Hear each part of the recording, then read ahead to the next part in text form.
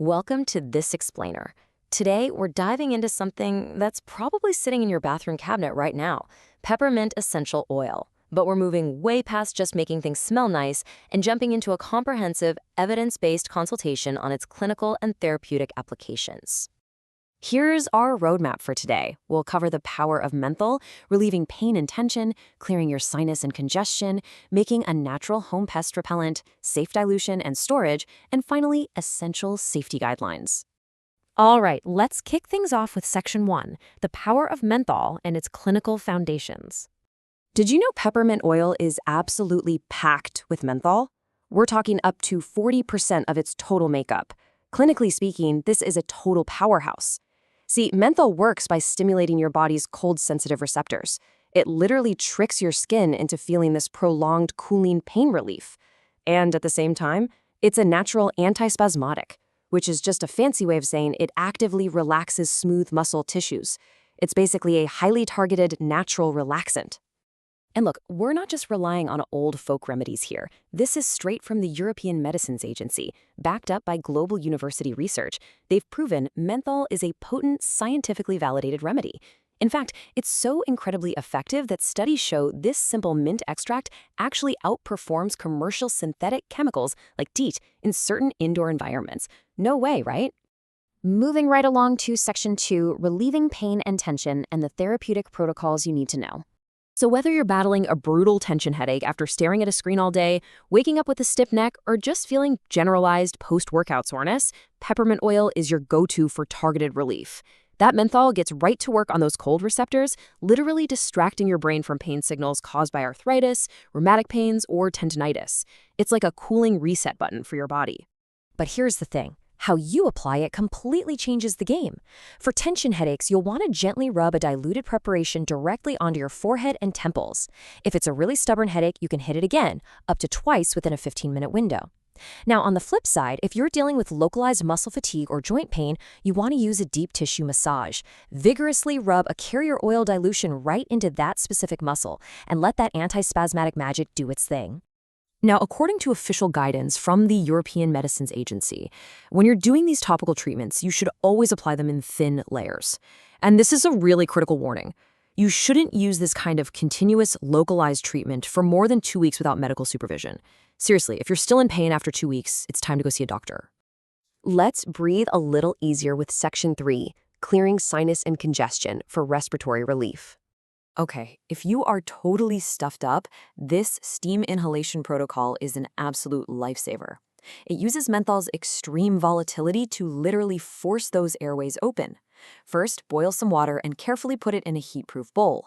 Then add just 5 to 6 drops of the oil and lean over the bowl. But listen closely. Step 3 is absolutely non-negotiable. Keep your eyes tightly closed, unless you want to cry minty tears. You've got to protect your eyes from those super concentrated vapors. Breathe that medicated steam in deeply for up to 15 minutes, and it'll reduce inflammation and clear out all that persistent mucus. Next up is Section 4, natural home pest repellent, and boosting your household wellness. So menthol is incredibly good at masking human heat and odor. To an insect, stepping into a room smelling of peppermint is like walking into an overwhelming sensory disruption field. It completely short-circuits their receptors, so their instinct just screams, "Get away." The biology here is super fascinating, and it works on a huge variety of pests, from the notorious Aedes aegypti mosquito to everyday ants, fleas, spiders, and yes, even bedbugs. Want to make this yourself? Just follow this exact formula to create a highly effective, safe, and honestly, fantastic-smelling homemade bug spray for your home comfort.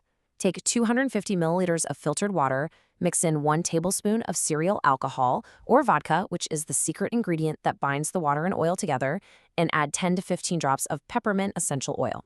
Shake it up in a spray bottle, hit your curtains, baseboards, and entryways every couple of days. The bugs stay out, and your house smells amazing. Win-win. All right, on to Section 5, safe dilution and storage to protect product integrity. So what's the magic number when it comes to mixing? 30. 30 is your golden rule for topical massage. You always want to dilute 30 drops of peppermint essential oil into 30 milliliters of a high-quality carrier oil. We're talking things like jojoba, coconut, or Andoroba oil. Whatever you do, please, never apply pure essential oil directly to your bare skin. You'll risk some really severe irritation, and nobody wants that. Proper storage is just as important to make sure those active menthol compounds actually stay stable and effective. First off, keep pure oils in dark cabinets to prevent the light from degrading them. Second, always use glass containers. Highly concentrated pure oils and strong dilutions can actually leach chemicals right out of plastic bottles. Finally, if you're making water-based DIY stuff, like that bug spray we just talked about, or maybe a body scrub, keep it in the fridge. Water introduces the risk of bacteria, so popping it in the refrigerator safely preserves it for about 3 to 4 days. And finally, Section 6, Essential Safety Guidelines and Contraindications. This brings us to a massively important question for anyone practicing home aromatherapy. Who absolutely needs to avoid using peppermint essential oil? Because while it's incredibly beneficial for a lot of us, it is highly concentrated and poses some severe risks to very specific demographic groups. Looking again at the official European Medicines Agency guidelines, they mandate really careful adherence to age and health restrictions to prevent severe adverse reactions. We absolutely have to treat this potent oil with the clinical respect it deserves. Here are the strict contraindications. First, pregnant and lactating women must avoid it completely, simply because we don't have complete safety data. Second, it must never be used on infants under 2 years of age. This is a big one, folks, because there's a severe risk of respiratory spasms, specifically reflex apnea. Also, oral use generally isn't recommended for kids under 8 to 11, depending on how it's administered. Furthermore, if you're dealing with biliary conditions like gallstones or any liver disease, you need to avoid peppermint oil entirely. Oh, and a golden rule for literally everyone: never apply it to broken skin and keep it far, far away from your eyes. At the end of the day, holistic wellness requires clinical responsibility. Always do a quick patch test on your forearm first, and if any symptoms persist, go consult your doctor. As we've seen today, just because something is natural definitely doesn't mean it's weak. It means we're harnessing some highly complex, volatile chemistry. So the next time you uncap a bottle of peppermint oil, ask yourself, are you just enjoying a fresh scent, or are you ready to responsibly wield a true clinical tool?